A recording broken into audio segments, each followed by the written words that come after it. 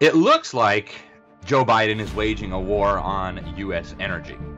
And he is, but really it's a war on us being waged by the deep state. Stay tuned and I'll tell you more. Welcome to Behind the Deep State. I'm your host, Alex Newman. And I've been looking at this issue for a long time now. Those of you who follow us here know that we've been going to these UN climate conferences for over a decade. In fact, my colleagues have been going for decades. And it's always been really obvious once you're in the thick of it that this is really a war on the United States. It's a war on liberty. It's a war on prosperity. It's a war on truth. It's a war on all that is good. But it is becoming more and more clear now that this crazy agenda to shut down our oil production, to shut down our pipelines, to shut down our economy has nothing to do with the environment. This is a deep state war on the United States. It fits right in with the Green New Deal and the Great Reset. And so just recently I got off the phone with a wonderful, wonderful lady up in South Dakota. She bought a hotel with her husband in Midland, South Dakota 6 months ago. Her name is Lori Cox. And they bought this hotel with the understanding that it was going to be a money maker, that they were building this Keystone XL pipeline. It was going to go right through there. And so their hotel was packed. They had every room full on the morning of January 20th. Every single room in that hotel was packed. They were doing great. They were making money. The community was booming.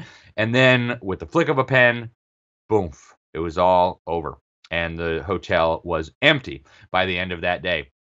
So I talked to Lori Cox, and it makes you want to cry. So, our whole world was turned upside down with the stroke of a pen. She explained that when they bought this hotel, they were under the understanding that this pipeline was going to be built for a long time. She says this is a once in a lifetime chance for our community, and now it's gone. And she's now, weeks into this devastation, and she gave me a whole list of people. I haven't even had a chance to call them yet, of other people in that area of South Dakota whose lives have just been completely turned upside down, destroyed by this decision. And of course, this is just the tip of the iceberg, right? This is just one little community in one little state out of a whole country that is facing similar, really terrorism from the federal government. They're waging war on these people. They're waging war on their jobs. They're waging war on their community. They're waging war on their ability to sustain themselves. And it's a national crisis, too. Because, of course, you can't power an industrial civilization with unicorns on treadmills, or with stupid windmills that freeze when it gets cold, or with solar panels, right? It's absolutely ludicrous. So this pain that is coming, just in his first day, if you look at the government's own numbers about jobs, about how many jobs the Keystone XL pipeline was going to bring, all these things, just on his first day, this guy managed to destroy at least 50,000 jobs directly. Okay, that doesn't include all the support jobs, the people who are going to be, cleaning and cooking and things like this. Just 50,000 jobs directly. And, Biden claims he loves the big unions. The unions endorsed him. And just kidding. There goes 10,000 union jobs down the drain, right? So it's not even about leftism. This is a war on America. It's a war on us.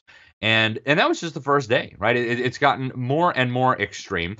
Even the liberal far left guys up in Canada are upset with Biden over this. The premier of Alberta, one of their big oil producing provinces there in Canada, he said this was by Biden was an insult. He said it was a gut punch to Alberta.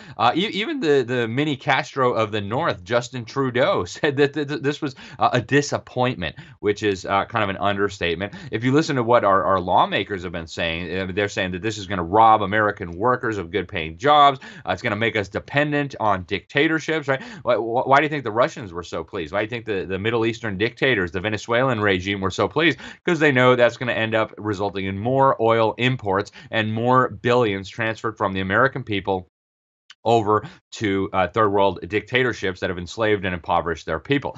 Now, for over 60 years, America was dependent on foreign oil and foreign energy. Along comes Trump and says, hey, what is all this garbage? Get rid of it. And boom, suddenly America is energy independent. We are a net energy producer for the first time since like the 1950s. Okay. And then Biden comes along and tries to take a sledgehammer to all of it. So this is a war on the middle class, a war on our factories. And think about what's going to happen with this, guys. As you guys remember Obama saying energy prices were going to skyrocket. Here he is. Under my plan of a cap and trade system, electricity rates would necessarily skyrocket. What do you think is going to happen when energy prices skyrocket?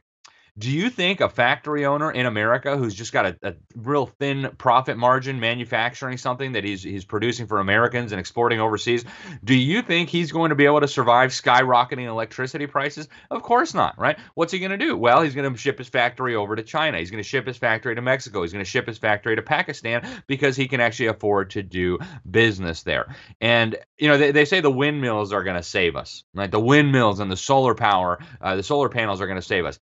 That's a bunch of baloney as well. If you were not living under a rock, you just recently saw what happened in Texas.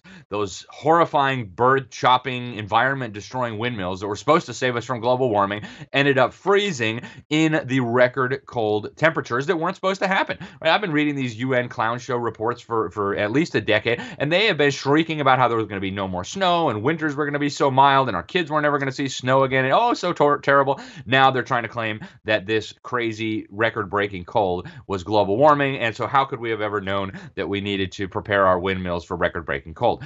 Unbelievable, guys, that this is happening. And people died from this, right? This isn't just an inconvenience. An 11-year-old boy in Texas died because they lost power as a result of this insanity. Now, take that and expand it nationwide.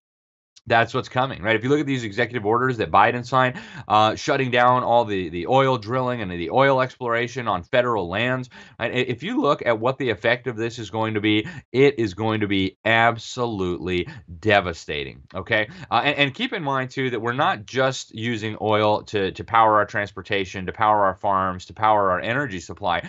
According to the U.S. Department of Energy, oil and natural gas are needed to manufacture thousands, more than 6,000 everyday products, your tires, your heart valves, your toothbrushes, your helmets, your laptops, your phones, your wind turbines, yes, true story, your hearing aids, your life jackets, and countless other things that you need to have in a proper civilization.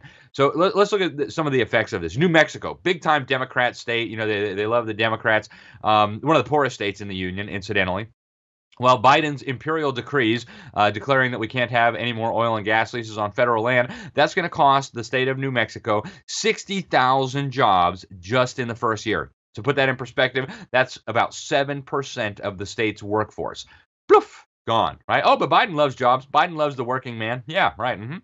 New Mexico is going to lose more than $1 billion in tax revenues per year because of this.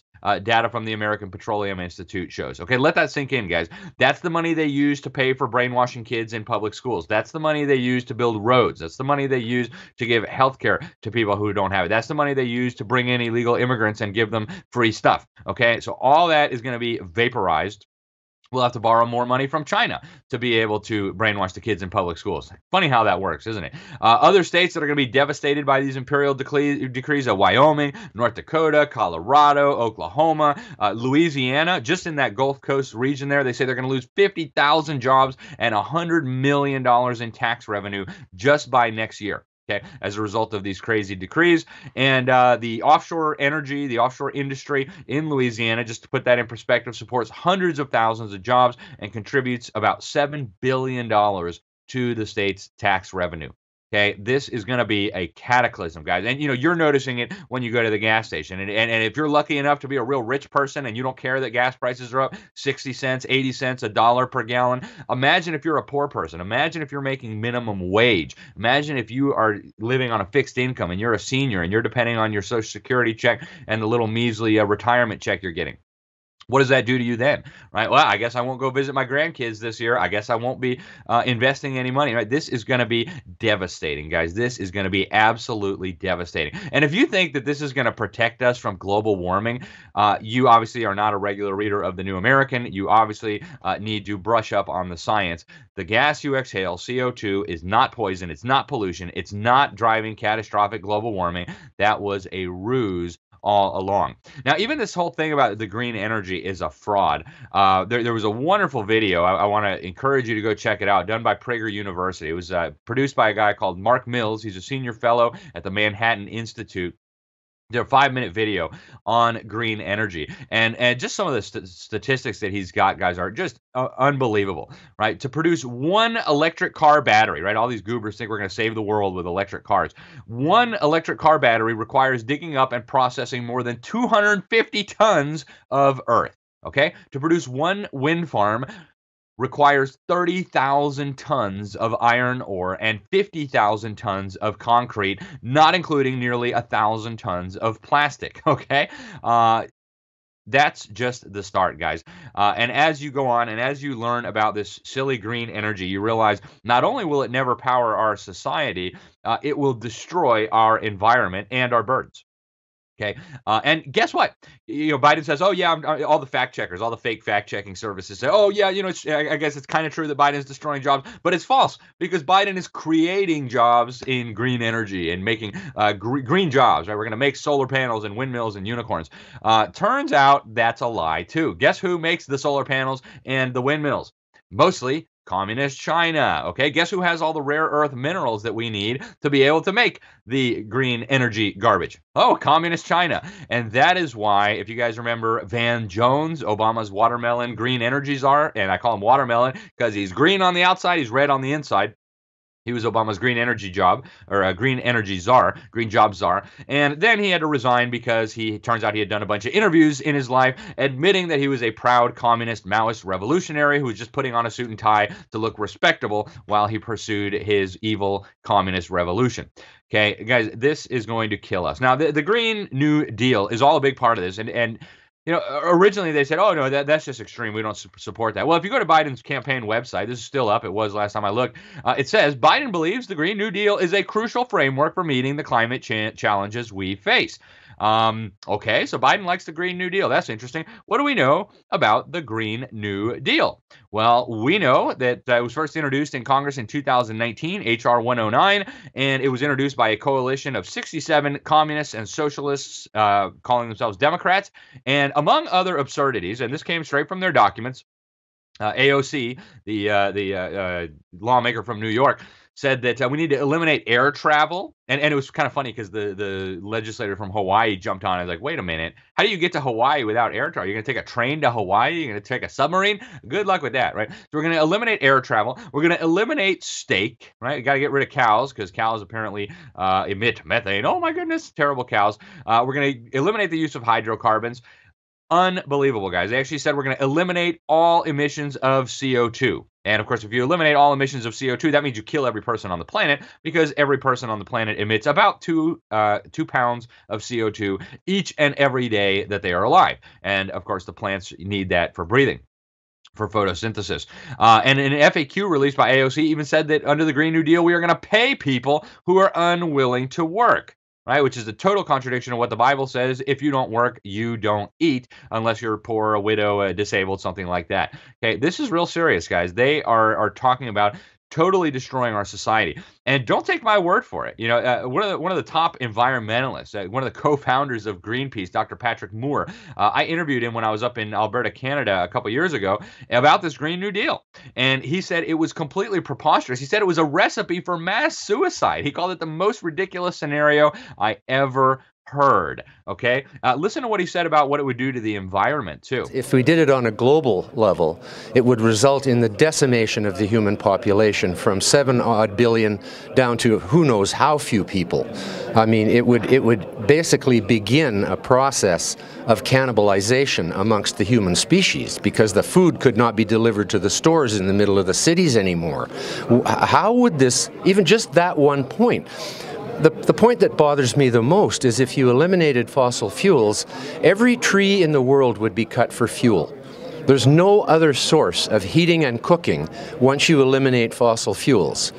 You can use animal dung if there were any animals left, but the animals would all die too because, well, first off, they would all get eaten, and any that survived would have to go wild because there'd be nobody left to look after them. All right, so mass suicide, cannibalism, chop down all the trees. If that sounds fun, you might be a communist. Okay. No, seriously, guys, that's the opposite of fun. And if you think that this is really about saving the environment, if you think this is really even about pursuing socialism, you are not thinking straight. Okay, who are the people pushing this? Well, let's start with the Club of Rome. Club of Rome, an incredibly powerful organization, and brings together climate people like Al Gore. You got Bill Gates, you got George Soros, you got Bill Clinton, you got the former murderous dictator of the Soviet Union, Mikhail Gorbachev. You've got the late David Rockefeller, who boasted in his autobiography that he's proud of conspiring with a secret cabal against the best interests of the United States. Okay, that's the kind of people you bring together. And in 1991, they released a report and they're like, oh man, the Cold War is over. Now we need a new excuse to justify all this globalism and UN and big government and all the rest of it. And so this is a quote from their report. They said the common enemy of humanity is man. Okay, this was in the report. It was called The First Global Revolution. And they said, and this is a direct quote, in searching for a new enemy to unite us, we came up with the idea that pollution, the threat of global warming, water shortages, famine, and the like would fit the bill. All these dangers are caused by human intervention, and it is only through changed attitudes and behavior that they can be overcome. The real enemy, then, is humanity itself. You're the enemy. Get it, folks? You're the enemy. Your kids are the enemy. Your grandkids are the enemy. Don't have children, and I'm looking at you, white men. You are the enemy. Let that sink in. There's a war going on, and you are the enemy, and you didn't even realize there was a war going on. This is a war being waged by the deep state against you. And I argue that the deep state is diabolical. It's satanic. The reason they hate humanity so much is because man is made in God's image, and so they are determined to destroy and ruin and kill and all the rest of it. So that's what we're talking about, folks. This is not about saving the planet from climate. This is about making you and your family the enemy. This is about depriving you of the energy that you need to power your vehicle, to heat your home, to cook your food. You are in the crosshairs, folks. And if you don't understand that, you're not getting it. Okay, you're not getting it. Now, there are also foreign interests involved here. In fact, we did a lot of videos from the UN Climate Summit in Madrid last year.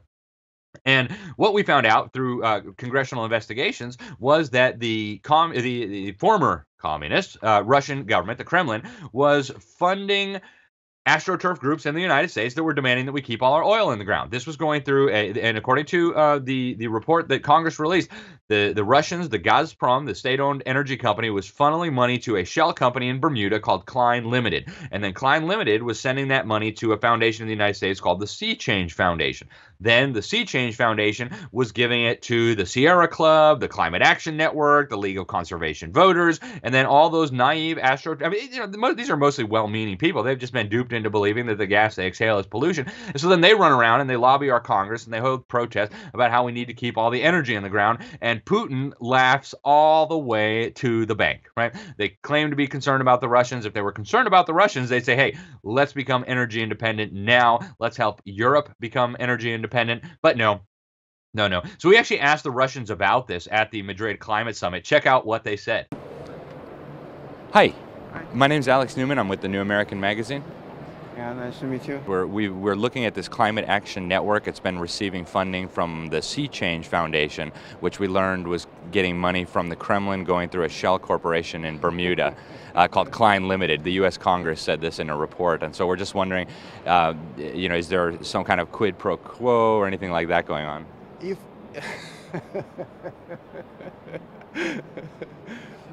you know, we do not, how to say, the U.S. Congress is not our headquarters. So you should address U.S. Congress rather than anybody else to command their words. Okay. I cannot comment and I can't speak for U.S. Congress. I'm sorry about that. Okay, but you don't think it's true that the Kremlin was sending money to environmental groups in America?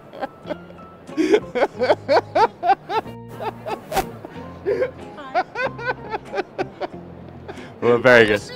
Well, that's what Congress said in the report, so that's why I asked.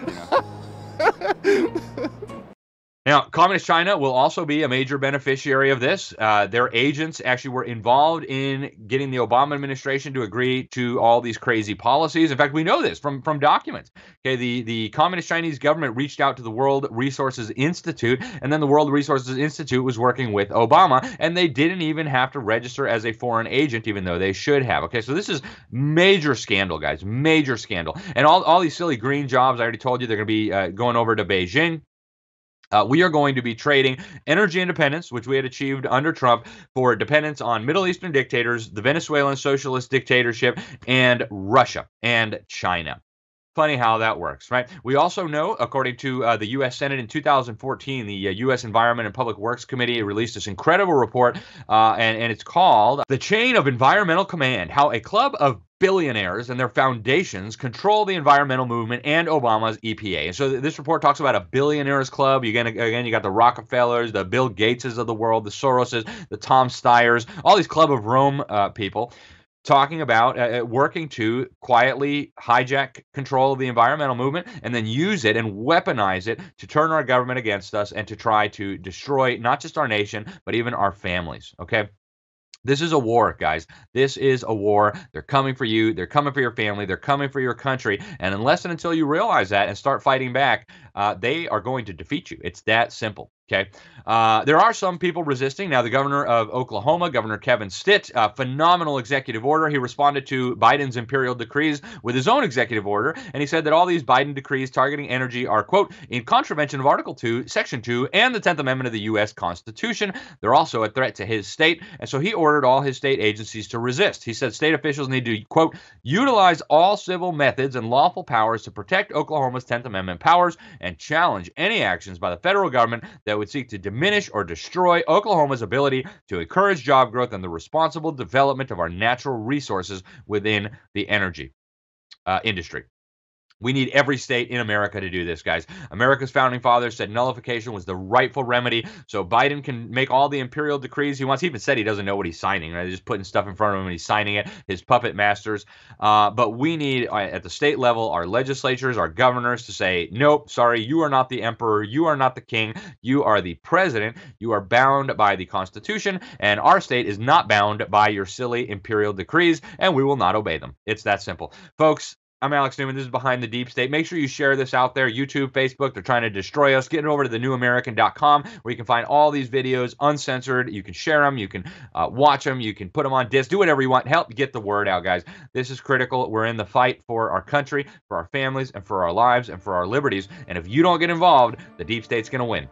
Thanks for watching, and God bless. If you enjoyed this video, please make sure to subscribe, hit like, hit that little bell so that you'll be notified whenever we post new videos. And also, please make sure to share this video with your friends. Email's a great way to do it. Remember, there are powerful forces working to steal our freedom and destroy our country. We need to work together, expose those behind the deep state. Otherwise, you can kiss your liberties goodbye.